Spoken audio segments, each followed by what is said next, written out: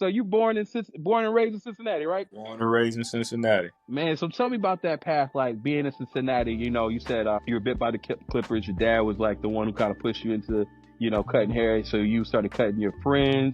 Who was your first client? Who was your first client? Do you remember your first client? Oh, that's a good question, man. Honestly, it may have been just one of my cousins, man. I think it was one of Okay. my cousin Kim. I was definitely just hooking him up. He was a little bit younger than me, so it was just like that, big cuz, like, hey, man, sit Yeah. down in the chair, man. Let me try this on you. And yeah, it just went from there. Yep. How you were 12? You were 12 then when you started cutting? I was probably, when I started cutting other people, I was probably, at that point, I was probably like 13, 14. 13 or 14. Hey, man. Another thing that I like to say that most people have found out what they're going to do in life by the age of 12. Even all of our comedian friends, all of our athletes that we've cut before, if you notice, every last one of them really started getting serious about whatever they're doing right now when they're about age 12. Yeah. Same with me. Like, I started sweeping up hair in the barbershop. I was working at Crosscuts. They used to call me Bookman. They used to be on my little fat butt. They be like, hey, Booker, Book. Hey, Bookman. Hey, watch the shop. Hey, watch it. Hey, watch it. Now you're going to get me fighting. You don't get me to cuss it.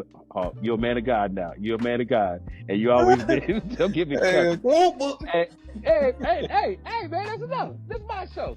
But what barbering is and how barbers go about their business and like what they're doing. So with you, like, when did you notice that it could be an actual business and a career for you? For me, honestly, man, I seen it at a young age, and I think I was blessed with that because I've always kind of had an entrepreneur mindset. And I remember, once again, I was cutting hair back home, and I was cutting out the garage. And I remember having my garage set up like a shop, radio playing, fan going, line outside the driveway, cats hooping out in the front yard. And it's funny because I always share this story. I remember, like, it was on a Saturday, man. I'm talking about morning, cranking. And this is me just cutting, friends and, kids at school that I went to school with. And my pops ended up coming downstairs. I'm quite sure he probably looked out the window and was like, man, what this dude got going, man? So he come downstairs and he's like, hey, man, let me holler at you real quick. So I'm like, yo, what's up? He's like, man, follow me, man. So he took me to the backyard. I'm thinking I'm in trouble or something. He take me to the side of the house. He's like, you see my meter right here? My meter don't do like this, man. I got to start charging you some booth rent or something. And I was just like, yo, Pops, you got it, man. Whatever you need, man. He's like, nah, you got a lot of stuff going on. Clippers running and music playing. Oh, man. I know how much you're charging. About $5 a head, right? There's about 15, 20 kids out there, man. It's time for you to pay up, man. Dang. Black daddies. Yep. Black daddies. They gonna get that cut. Man. My pops, if anybody ever knew my pops or wanted to know a great example of what my pops was everybody hates Chris' dad. That was my pops. That was my pops to the T. That was my pops to the T. So even like diving into that more, a lot of times people don't talk about their pops as much as they, do their moms. So like really fill me in on how even the things that you learned from him at a young age that you use in your barbering now that you found has given you way more success than you ever thought you would ever have. Man, so much. I would say for one is just truly, for one, being a man of your word. I probably can count on maybe one hand how many times I ever seen him miss work. And like I said, he was a working father. Like I said, took care of, me and my brother, him and my stepmoms. And like I said, man, he did the best job that he could do. You know what I'm saying? And he just showed us having good principles, being just true stand-up man of God. So I'm truly thankful for my pops. I tell him that all the time because, like I said, he really stood up to the plate and not just was there, but he was active with us, you know what I'm saying? Like, he was taking us to the games and stuff like that, when we was playing basketball, and really just showing us like how to be a man. It was getting out there and helping him with jobs, going to cut grass for other people, and really, like, my pops got a heart of gold. Like, he'll help anybody out. He'll, extend his hand out to anybody. And it's funny because I remember when I moved down here to Georgia, I remember some words he told me before I left, and he was just saying like, yo, son, I want you to remember something. You can't please everybody. And the moment that you try to, you end up killing yourself. And I still remember that to this day because, you know, us as people, we're people pleasers. You know, we want to make sure everybody good, especially as barbers. So, you know, it's one thing that, you know, for us, we have to make sure we're taking care of ourselves too, because if we're not good, we can't be good to nobody else. So yeah, man, my pops, man, he did an amazing job, man. Military background, like I said, real strict, you know, got chores every single day. You know, you got to make sure you handle your business, you know, but yeah, man, he's dope, super dope. When it came to y'all's chores, was he very meticulous on like details with it? Most definitely.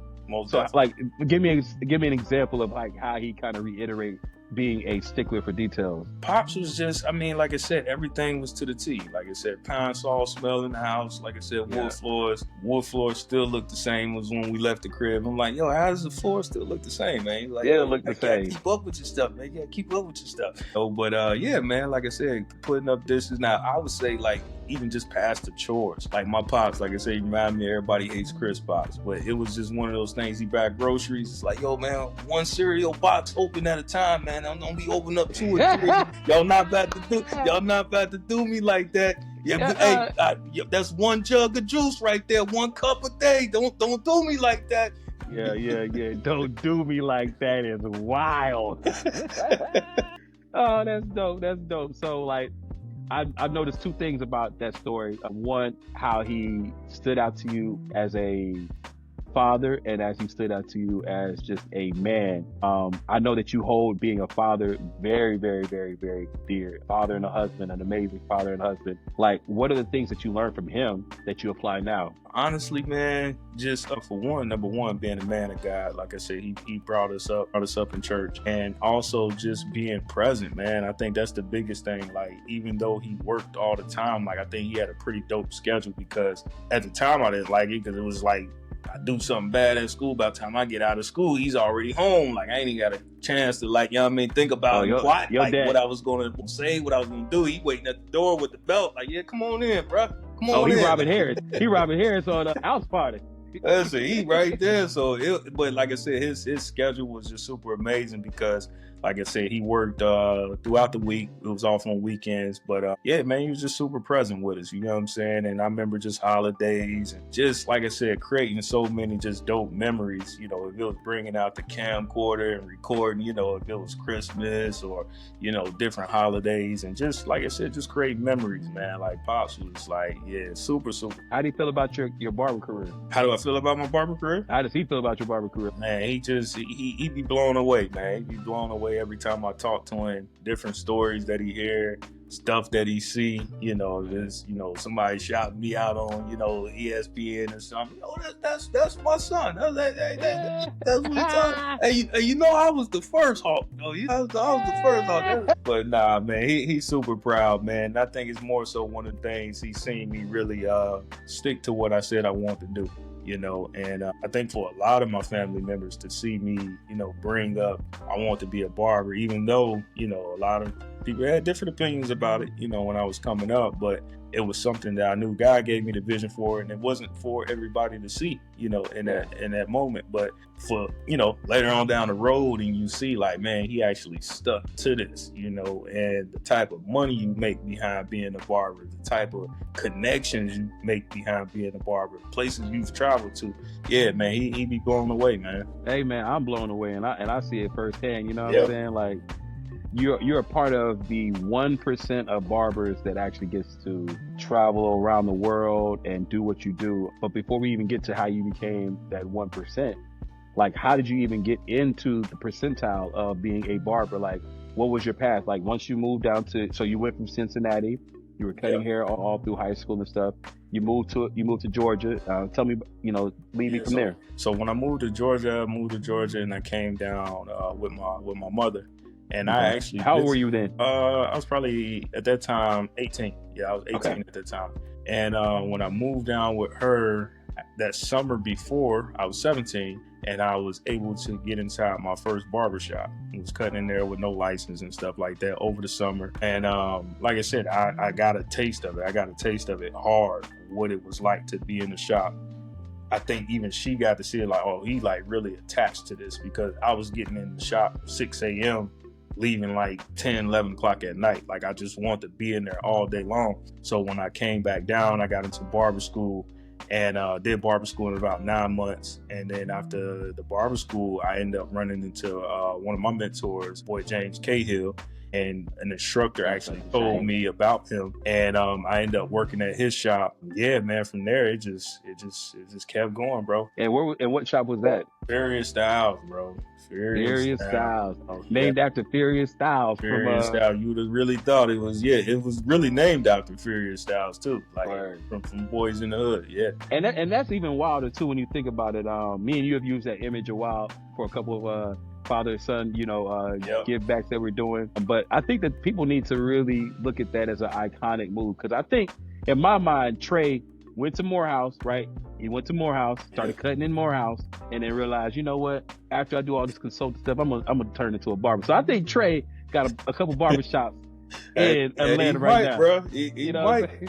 Yeah. You know what I'm saying? He said, "Let me out, though. Let me out. Let me out. This ain't for me, man. This ain't for me. I gotta open the shop, baby. I gotta open the shop." Pops was giving me the fade, man. Come on, man. I gotta get back in it. So, man, like when you get into school, or you're not even in school, so when you get into the shop now, you just went straight through and just went as an apprentice with James and stuff? No, so when I went to barber school, I graduated barber school in about 9 months, and then where'd you go?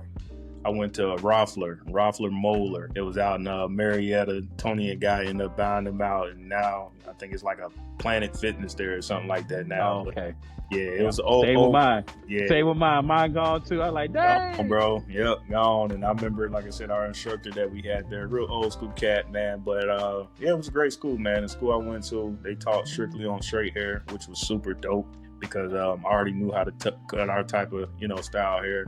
So going to that school helped me be real diverse, and even when I got out into my first shop, like it was out in Kennesaw, and literally, I had a diverse type of clientele, so I could fade anybody, I use the shears, cut anybody on the top, create any style that they wanted to, and yeah, it set it off, bro. Before you started getting really nice in barbering, what was your best straight haircut? Like, do you remember your best straight haircut? The comb over. You just comb over in the morning? We'll do a smooth comb over real quick. We gonna do that guy line down the middle. Yeah, we're gonna do the guy line down the middle. And we're gonna hit them sides on the left and the right. Comb that thing over, put it with the hard part. Yeah. You in there. Right there. You in there. I hear that. So, you had Furious Styles for a few years.